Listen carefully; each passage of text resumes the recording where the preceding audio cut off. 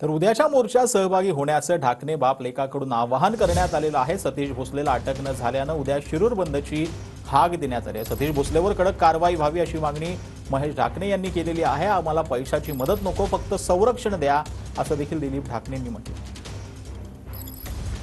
दिलीप ढाकणे आहेत, काय सांगाल? उद्या जे ते मोर्चा काढला जाणार आहे, या मोर्चातून काय मागणी असणार आहे? आज जो आमच्यावर जेवढा अन्याय झालाय याच्यामुळं आम्ही जे मोर्चाचं काही निवेदन केलंय ते निवेदन आम्हाला कुठंतरी शासनाकडून आम्हाला आमच्या या माझ्या मुलाला पाय फ्रॅक्चर झाला आहे, माझे एवढे जातो पडले, तर आम्हाला कुठंतरी न्याय मिळावा प्रशासनाकडून आमची एवढीच अपेक्षा आहे।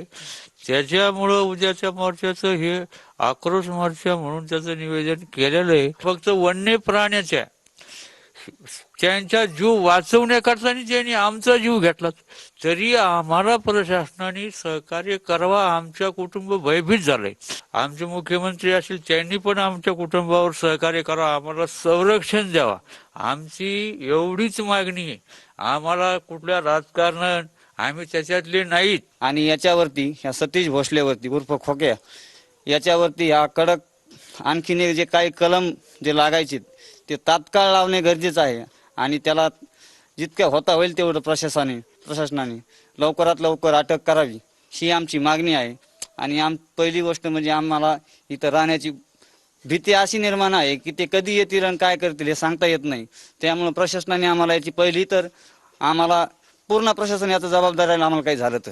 कॅमेरा पर्सन आप्पासाहेब मोरकर सह ज्ञानेश्वर लोंढे, TVN मराठी, बावी, बीड।